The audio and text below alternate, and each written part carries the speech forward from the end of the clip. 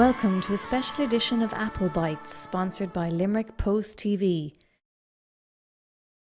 Yes, I am delighted to be the fourth female to actually be elected to the position in 814 years.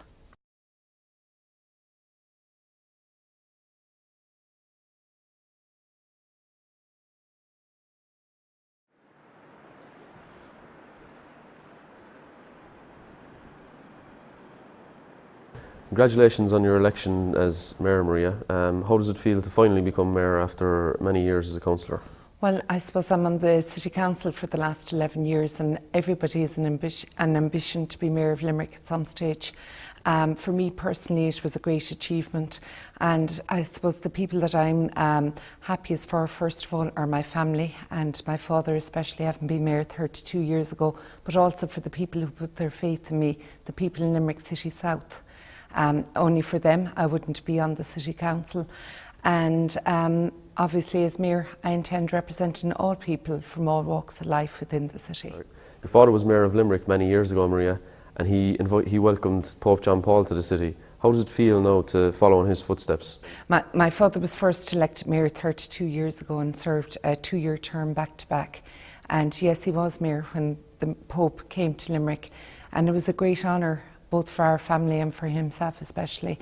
I remember it very well, and I remember being there on the day, and it was a great achievement to see your father up there receiving a man of such great honour to the city and representing and my father obviously representing the city. Now, Maria, you're the 814th Mayor of Limerick, but you're only the 4th elected female Mayor. How does it feel to be the 4th elected female Mayor of Limerick? The 4th woman to be elected, but the 5th woman to actually serve, because back in the 1920s there was a lady, Maura O'Donovan. She was a Sinn Féin councillor at the time, and the then Mayor, who was one of the O'Mara's of the O'Mara's bacon factory, went to America for 8 months fundraising, and this lady, Maura O'Donovan, who was the sister-in-law of O'Callaghan, one of the murdered mayors whom O'Callaghan Strand is called after, she was actually put in as the deputy for the 8-month period while the Mayor, Councillor O'Mara, was in America fundraising for the city. So, but yes, I am delighted to be the 4th female to actually be elected to the position in 814 years. Now, you have many pet projects for the year, including allotments and art exhibition. Can you just tell me about some more of the plans you have for the coming year? Well, I'd hope to put my own stamp, I suppose, on the office of Mayor. I'm involved in the community and an awful lot of voluntary groups, so obviously I'd like to see the involvement of those groups within my year. I'm also the only business person on the City Council currently and the only ratepayer. So I've been working very hard and closely with the business community over a number of years. So I intend to continue that on, working with the business community and the Chamber of Commerce. That I suppose within the last 12 months there was a number of issues which raised their head, but it was a case of us having to react once the issues raised their head. Whereas I would like to work and have regular meetings with these groups that are, if there are problems coming up, to see can we solve them before they actually escalate. And another thing, I suppose, my pet project, which you refer to there, the allotments, I'm actually going to visit a site down St Mary's Park in the morning at 10 o'clock, where the Civic Trust have just cleared the site and they intend putting in allotments down in St Mary's Park and making it a project down there. And I'd like to see that being expanded to other areas within the city, because I do think that people are gone back, especially in these recessionary times, people are gone back to nature and back to growing their own vegetables and that at home. So I'd like to see it being expanded.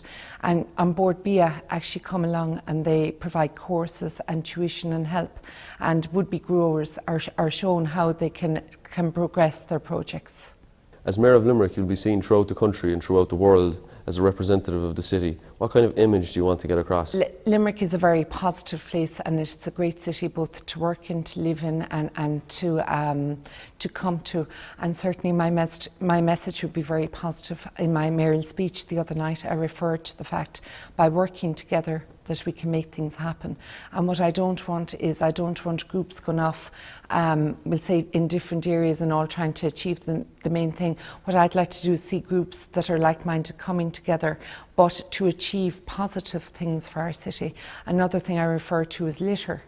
And litter certainly has ruined our city, and we haven't done very well in the national grid to do with our achievements in litter.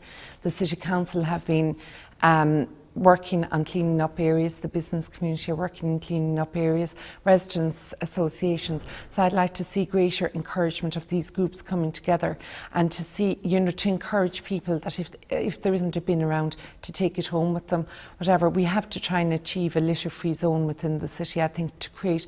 But I do think that it has to be a very positive message going out about Limerick, because we have such state-of-the-art stadiums here in Limerick now. We've got Thomond Park and we've got the Gaelic grounds, and we've got the new state-of-the-art Greyhound Stadium, which will be open very shortly in September.